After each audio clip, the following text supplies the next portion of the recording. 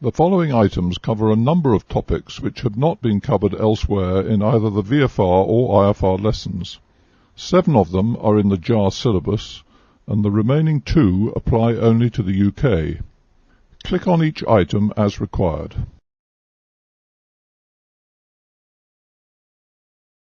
Where there is a danger of wake vortex or turbulence, air traffic will provide the appropriate spacing between IFR flights. However, if a pilot elects to carry out a visual approach, or is operating as a VFR flight, it is his responsibility to provide adequate spacing, although air traffic will pass the appropriate distance. Golf Foxtrot Hotel Juliet Mike, caution vortex wake. The recommended spacing is 4 miles. Roger, Golf Foxtrot Hotel Juliet Mike.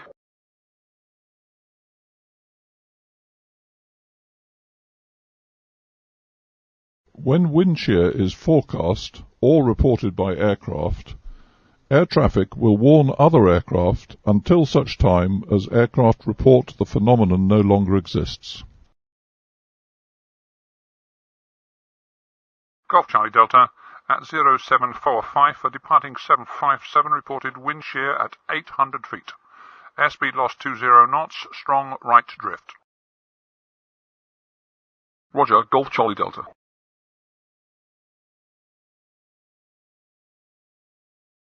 Cell call is a system by which voice calling is replaced by the transmission of coded tones on the frequency in use. Receipt of the assigned cell call code activates a calling system in the cockpit, thus relieving the pilot of the need to maintain a continuous listening watch. For a flight during which it is anticipated that cell call will be used, the cell call code should be included in the flight plan. However, if there is doubt that the ground station has the information, the pilot should include the code of the aircraft's cell call in the initial call using the phrase cell call followed by the code number. If the cell call equipment is or becomes inoperative, the phrase inoperative cell call should be used.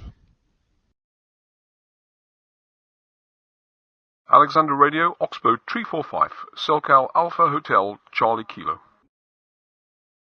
Oxbow 3445, Alexander Radio, Selcall Alpha Hotel Charlie Kilo. Any necessary cell call check should be initiated by using the phrase request cell call check. Subsequent receipt of the cell call code tone should be acknowledged by the phrase cell call OK. Alexander Radio, Oxbow 345, request cell call check. Oxbow 3445, Alexander Radio, Wilco. Oxbow 345, cell call OK. In case the coded signal is weak or is unable to activate the cockpit call system, the pilot should advise by using the phrase negative cell call, try again. The ground station should then retransmit the applicable cell call code. Oxbow 345, negative cell call, try again. When transmitting the runway visual range, the words runway visual range or the abbreviation RVR should be used, followed by the runway number, the position of multiple readings, if applicable, and the RVR values. Where multiple RVR observations are available, they are always transmitted commencing with the reading for the touchdown zone. Oxbow 342, RVR runway 27, touchdown 650 meters, midpoint 700 meters, stop end 600 meters. The use of the signal pan-pan medical indicates that the message which follows concerns a protected medical transport in accordance with the 1949 Geneva Convention and additional protocols. The message, which must be preceded by the words pan-pan-pan medical, should contain the following information: call sign of the medical transport, position, number and type of transports, intended route, estimated time en route and of departure and arrival as appropriate, any other information such as altitude, radio frequencies, languages used, and SSR modes and codes.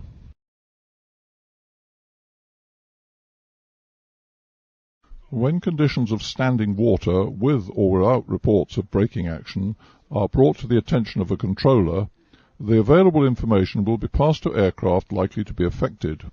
Information on standing water will be passed in general descriptive terms, for example, damp, wet, water patches, or flooding, according to the amount of water present. When suitable equipment is available, reports of braking action on wet runways will be passed to pilots.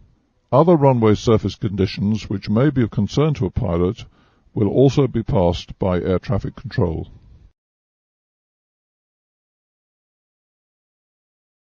Oxbow Tree 45. Braking action medium. Heavy rain. Time of measurement 0830. Oxbow Tree 45. When an aircraft has informed an air traffic unit that it intends to dump fuel, the controller will broadcast a warning to other aircraft along the following lines. All stations, Alexander Control. A320 dumping fuel, flight level 90, beginning 10 miles south of Kennington on track 180 for 20 miles. Avoid flight below flight level 120 within 10 miles of fuel dumping track. And then, when the dumping is complete,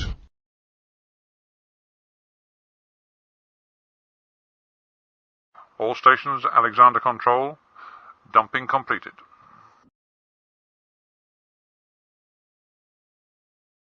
an airprox report should be made by any pilot flying in the United Kingdom Flight Information Region, the Upper Flight Information Region, or the Shanwick Oceanic Area, when in his opinion the distance between aircraft, as well as their relative positions and speed, have been such that the safety of the aircraft involved was or may have been compromised.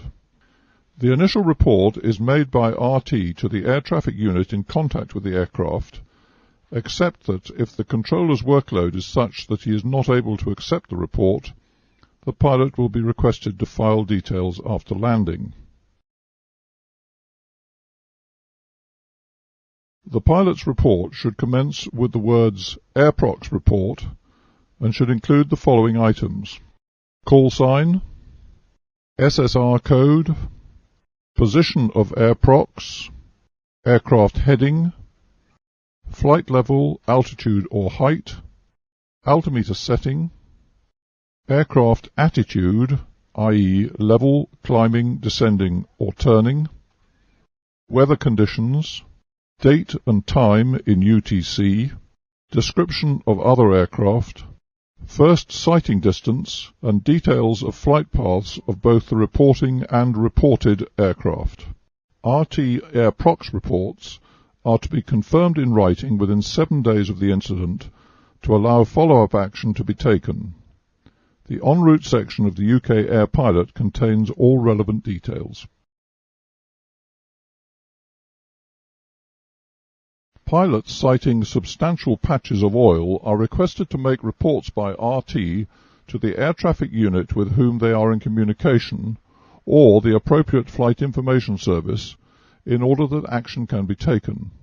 RT report should contain the following: oil pollution report, time and date the pollution was observed, and identity of reporting aircraft, position and extent of pollution, tide, wind speed and direction, weather conditions and sea state, characteristics of pollution, name and nationality or description, including any distinctive markings, of any vessel seen discharging oil or other harmful substances, estimated course and speed of vessel, and the estimated length of pollution in her wake, identity of any vessels in the immediate vicinity, and whether photographs have been taken.